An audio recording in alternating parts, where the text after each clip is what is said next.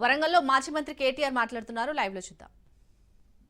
వారికి కూడా ఉపాధి దొరుకుతుందనే ఉద్దేశంతో భారతదేశంలోనే అతి పెద్ద టెక్స్టైల్ పార్క్ ఏర్పాటు చేసింది ఆనాటి కేసీఆర్ గారి ప్రభుత్వం.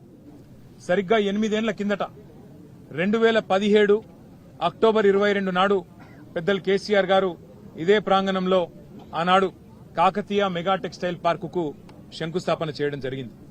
సరే, మధ్యలో కరోనా రావడం వల్ల 2 ఏళ్లు కొంత ఇబ్బంది అయినా చివరికి ఈరోజు ఇక్కడికి వచ్చి చూస్తే కైటెక్స్ లాంటి పరిశ్రమ, యంగ్ వన్ లాంటి పరిశ్రమ, గణేష లాంటి పరిశ్రమ ఇవాళ దాదాపుగా 25-30 వేల మందికి ఈ కాకతీయ మెగా టెక్స్టైల్ పార్క్ నుంచి ప్రత్యక్ష ఉపాధి అవకాశాలు కల్పించే స్థాయికి చేరుకోబోతా ఉండడం నిజంగా కూడా చాలా సంతోషదాయకం.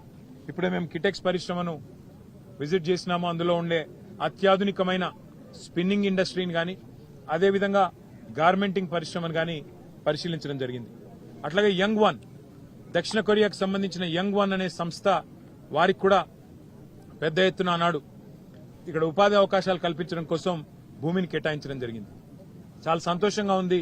మరి వాళ్ళ ఈ ప్రాంతంలో ఆ రోజు ధర్మారెడ్డి గారు శాసనసభ్యుడిగా వారు కూడా స్థల సేకరణకి ఈ ప్రాంతంలో రైతాంగాన్ని ఒప్పించి మెప్పించి మనం అందరినీ కూడా బతిమలాడి మీకు ఇక్కడ ఉద్యోగాలు వస్తాయి, ప్రాంతంలో బ్రహ్మాండంగా ఉపాధి పెరుగుతుంది, ఈ ప్రాంతం అభివృద్ధి చెందుతుందని చెప్పి వారిని ఒప్పించడం జరిగింది.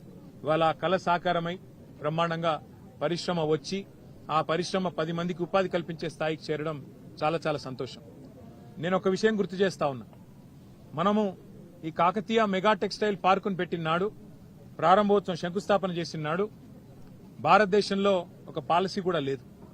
మనకు మీరు గమనిస్తే పక్కనే ఉండే శ్రీలంక, ఇటు పక్కనే ఉండే బంగ్లాదేశ్ ఇవాళ వస్త్రాల ఉత్పత్తిలో భారతదేశం కంటే ఎన్నో రెట్లు, భారతదేశం మొత్తం 4% మాత్రమే టెక్స్టైల్ ఉత్పత్తి అవుతుంటే ఇవాళ పక్కనే ఉండే శ్రీలంకలో 8%, అట్లాగే పక్కనే ఉండే బంగ్లాదేశ్ లో 7%, చైనాలో 34% ఇవాళ వస్త్రం ఉత్పత్తి అవుతా ఉన్నది. టెక్స్టైల్ ఇండస్ట్రీ అక్కడ అంత బలంగా నిలదొక్కున్నది.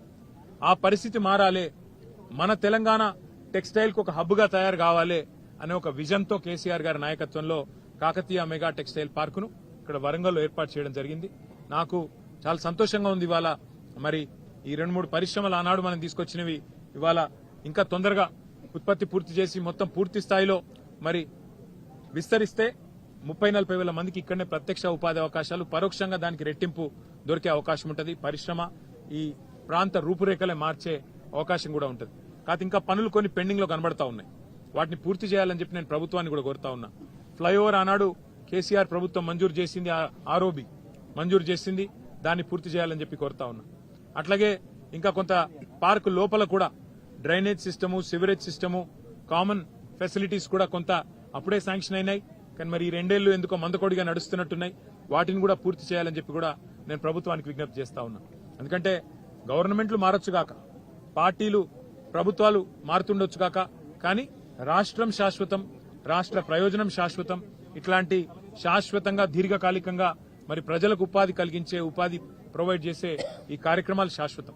కాబట్టి నేను రాష్ట్ర ప్రభుత్వాన్ని కోరుతా ఉన్నా, వరంగల్ జిల్లాకు, ఉమ్మడి వరంగల్ జిల్లాకు కేసీఆర్ గారు ఆనాడు ఇచ్చిన ఒక gift KMTP, Kakatiya mega textile park.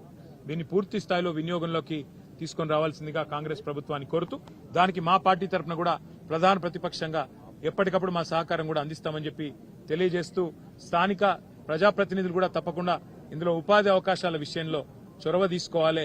స్థానికులకే ఉపాధి అవకాశాలు దొరికే విధంగా కేసీఆర్ గారు ఆనాడు ఏదైతే మరి ఈ కార్యక్రమాన్ని రూపకల్పన చేసినారో, దాదాపు 1500-1600 ఎకరాల్లో మేము ఒరిజినల్ గా ఈ కార్యక్రమాన్ని డిజైన్ చేయడం జరిగింది.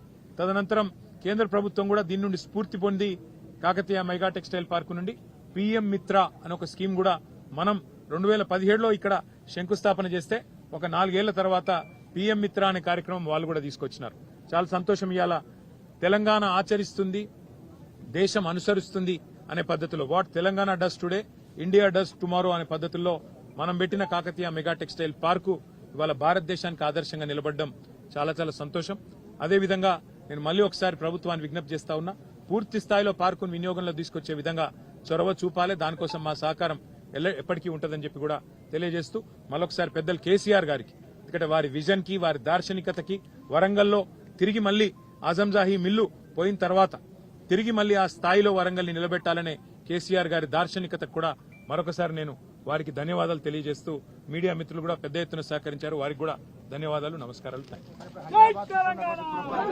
హైదరాబాద్ పురపాలికలు అందులో విలీనం చేసి ఒక గ్రేటర్ సిటీగా తీర్చిదిద్దాలని ఒక ప్రణాళికలు రూపొందించారుగా దీని ఒక ప్రకటన చేశారు.